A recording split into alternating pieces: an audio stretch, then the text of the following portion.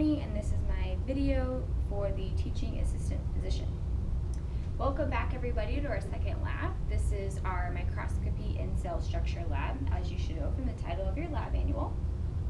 So we have a couple of things that we're going to cover today in lab. The first being how to use a microscope and learn the different parts and the functions of the microscope.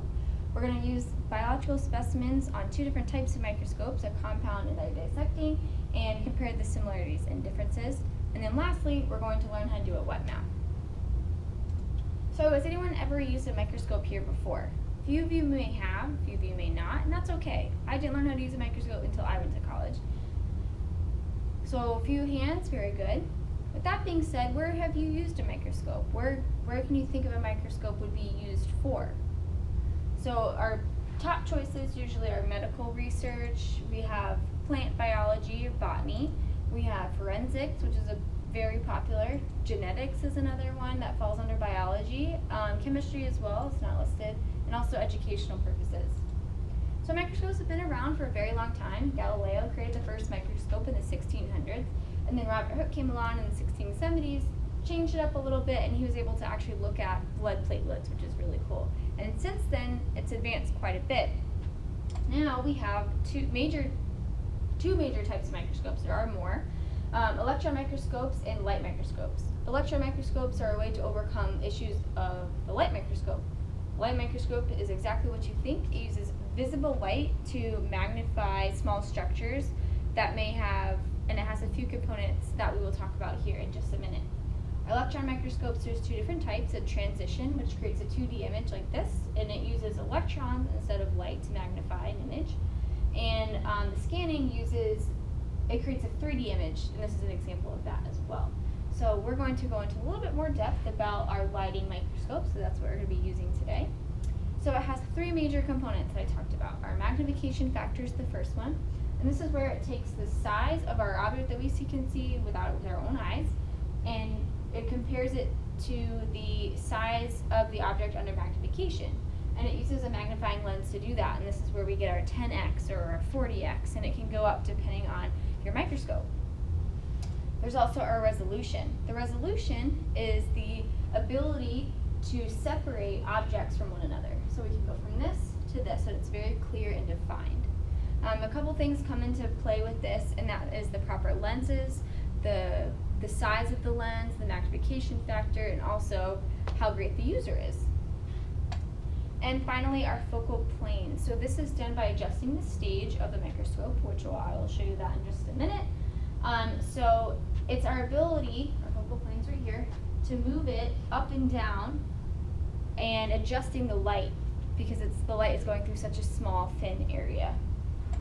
Okay, so our compound microscopes. This is what you may think of when you think of a microscope. We have different parts that we're going to utilize today. First, starting with our ocular pieces. This is where we look through.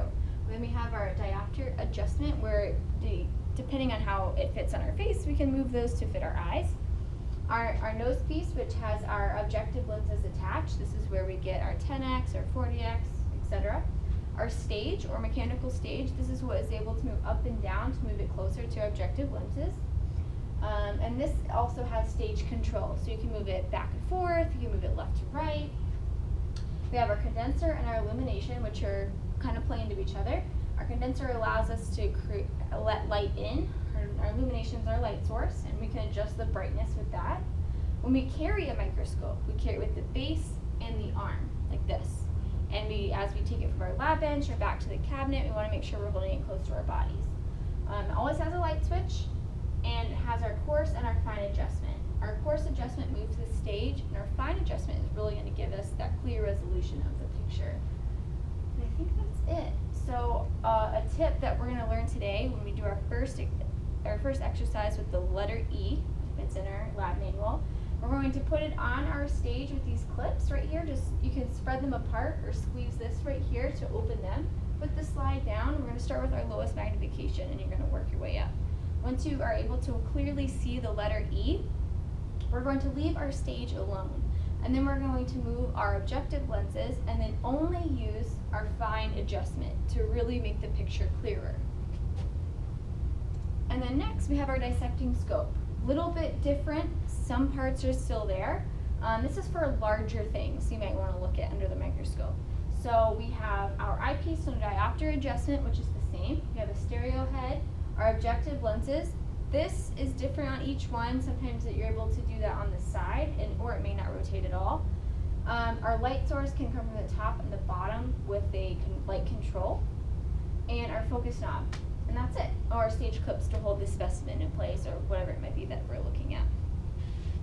And then lastly, we're going to create a wet mount. So wet mount is when we have a blank slide, and we put a drop of a specimen on the slide like this, and then we're going to take a cover slip, and we're going to hold it at one end, and then we're going to drop it down with keeping contact on this side. And then we're going to take some sort of paper towel or a chem wipe, put it close to the side, and then let the water or the liquid diffuse through. So our specimens that we're going to look at today, we have pond water, sand, oscillataria, which is a cyanobacteria or a photosynthetic organism. We have a stained onion skin. This is oscillataria, by the way. And we are going to work with our cheek cells, which will be fun. And then also yogurt. And if there is time at the end of lab that you would still like more practice, there are other slides listed in the back of your lab manual. Just let me know and we can try to get those for you so you can really utilize your lab time today. And I think with that, that is it. At this time, I'm going to have you split up into groups of 2 to 3 at your lab benches, and you will need one at each scope. The specimens are going to be up here at the front of the bench, and if you need help with anything, please let me know. That's what I'm here for. All right, let's go.